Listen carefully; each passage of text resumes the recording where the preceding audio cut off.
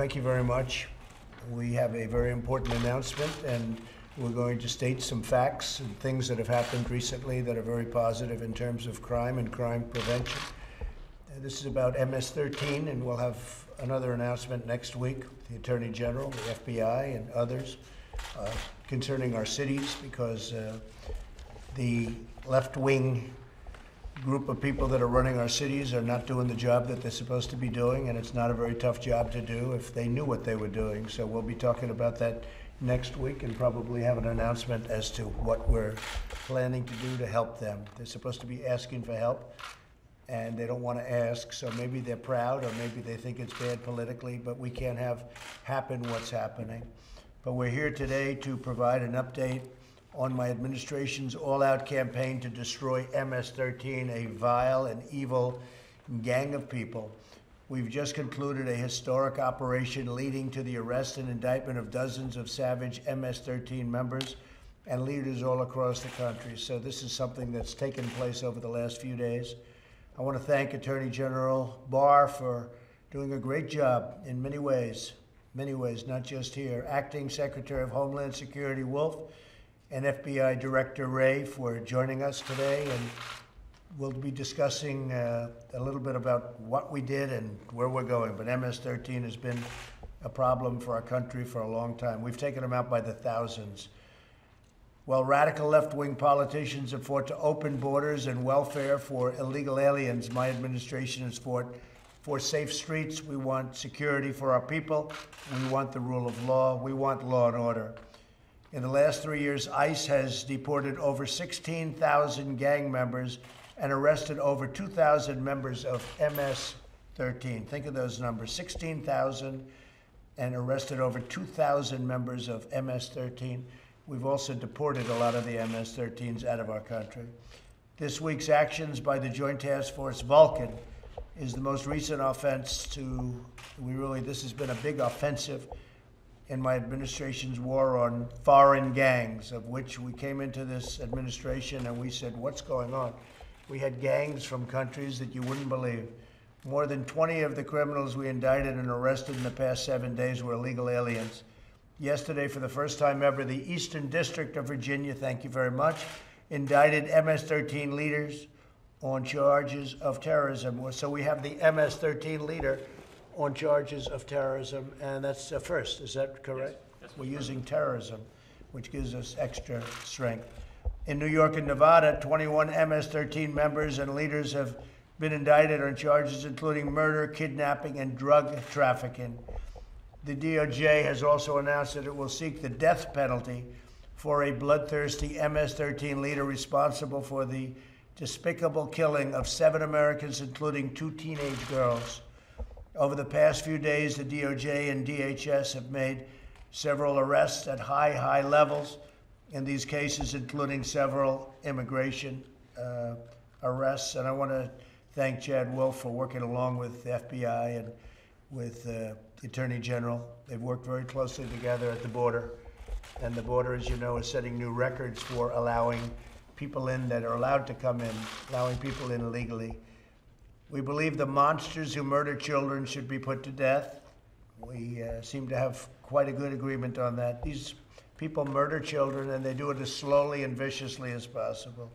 We will not allow these animals to terrorize our communities, and my administration will not rest until every member of MS-13 is brought to justice.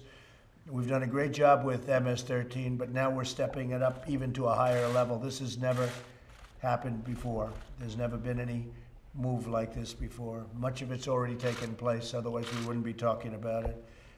So when Biden and the radical left want to open borders for MS-13 and others, we want strong borders. We want, as I've said, we want borders. Without borders, you don't have a country, and we have a great country, and it's coming back stronger than ever, from job numbers to every other number. It's coming back stronger than ever before. So we're going to have a great third quarter. We're going to have a great fourth quarter, and next year is going to be one of the strongest years economically we've ever had. So I'm going to ask AG Barr to say a few words about the MS-13 and what we've done and what we're doing and where we plan to go. And next week we're going to have, I think, a very exciting news conference, because we're going to be talking about some of these cities that where the Democrats running them have just lost control of the city. So that'll be very interesting. Bill, please. When I came into the department as Attorney General, the President made it clear that one of his top priorities to reduce violent crime in the United States was to destroy MS-13 in the United States. And what we've been in here discussing with the President is part of that effort, which is Project Vulcan, or Task Force Vulcan, which is targeting the higher level players in the MS-13 operations in the United States. MS-13 is somewhat unique in this sense. They have the street savagery that you would see in a gang. It is not driven by commercial interests, the way, for example, the mafia traditionally was. It's about honor of being the most savage, bloodthirsty person you can be and building up a reputation as a killer. So this in some ways is a death cult. And then they use the terror that they cause by their savagery to extort. And they've gotten increasingly into human trafficking and now narcotics trafficking. But that's a sidelight to some extent to their basic purpose, which is violence, terrorizing people. Also, unlike a street gang, they're highly organized as a transnational organization. They operate with hierarchy, with programs. They call them programs. Think of it as a crime family, essentially. And then under each program, they have different cliques. They have programs and cliques operating in the United States. While their center of gravity is in Central America, there are thousands that have come into the United States illegally. They're virtually all illegal aliens. They come in now through the, although it's harder to get across the border, but traditionally they've come across the border into Houston and then fanned out across the United States into different centers of activity. Today we were talking with the President about 3 actions we took. Melgar Diaz was indicted in the Eastern District of Virginia. First time we've used terrorism charges against a member of MS-13. He was responsible for activities in 13 states, 20 cliques in the United States. He was also the person who would greenlight assassinations in the United States. The orders come from El Salvador, or the request to assassinate people would go down to El Salvador, and he would greenlight the hit. We also took down, this was an HSI case in Las Vegas. We took down the Hollywood clique, which operated not only in Nevada, but also in California and in the Eastern District of New York, again, Long Island. And we took down 21 members and the leadership of that organization. And then finally, these are the New York indictees. And then finally, I announced that we are going to seek the death penalty against Alexei Sayans, who is a leader in the Eastern District of New York, a leader of MS-13 there. The President made a trip to Brentwood, New York earlier in his administration, and he met with the families of victims that had been killed by MS-13, including the family of 2 young girls who were butchered with machetes. And the person that we are seeking the death penalty against was involved in those murders, as well as the murder of 2 African Americans who they just saw on the street and thought they were from a rival gang and just butchered. So those are the actions we're taking. There's more coming as we can target the leadership of MS-13. We're working very closely with the El Salvadorians on this. They've been very cooperative, and we have the HSI and the FBI with operations down in El Salvador. In past administrations, El Salvador, Honduras, Guatemala did not cooperate with the United States at all. They wouldn't let us bring people back. And under this administration, a long time ago, almost I would say my 2nd or 3rd day, I said, that's not going to work. They'd bring them back and they'd say, get them out of here, we're not taking them. And they don't say that anymore. They don't even come close to saying that anymore. So the operation is going to be very good. This is probably the meanest, worst gang anywhere in the world, the MS-13 group. and a big dent is put in them. It took place over the last few days, and really over the last year. Heavy focus on MS-13. They're an evil group of people. They're sick, they're deranged, and we're taking care of it. And I want to just thank these great crime fighters that are with us today. Thank you. So It's the really U.S. Attorney fantastic. I from appreciate it. Nevada, Nick Trutanich, the U.S. Attorney from the Eastern District of Virginia, Zach Terwilliger, obviously you know the Director of the FBI, Matt Albens of the ICE, Mike Carvajal of Bureau of Prisons.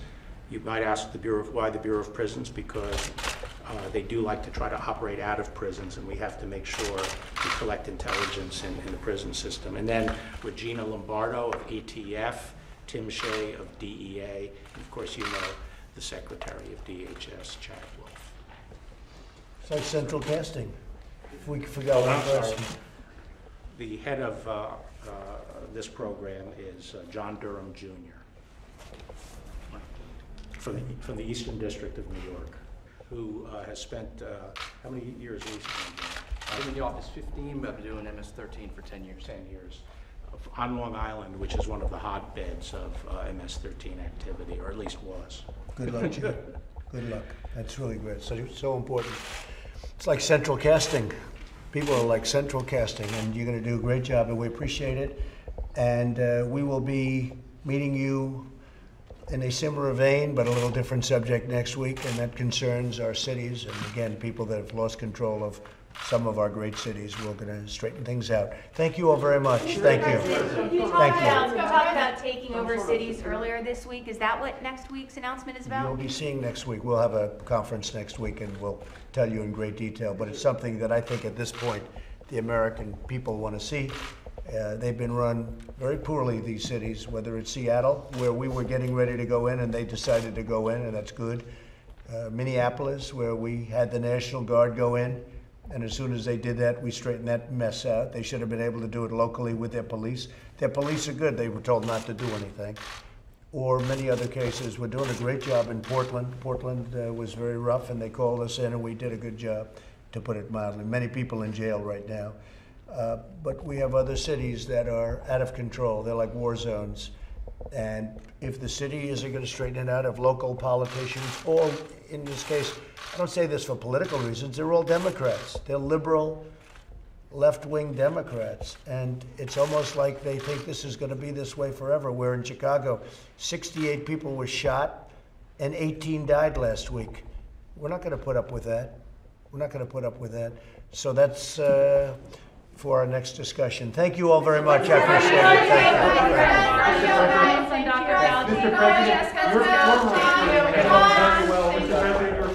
I get along very well with Dr. Are you okay with the Fauci. I have a very op-ed good Peter Navarro relationship. wrote? Well, that's Peter Navarro, but I have a very good relationship with Dr. Fauci. Thank you very All much. right, guys, let's go. What about Dr.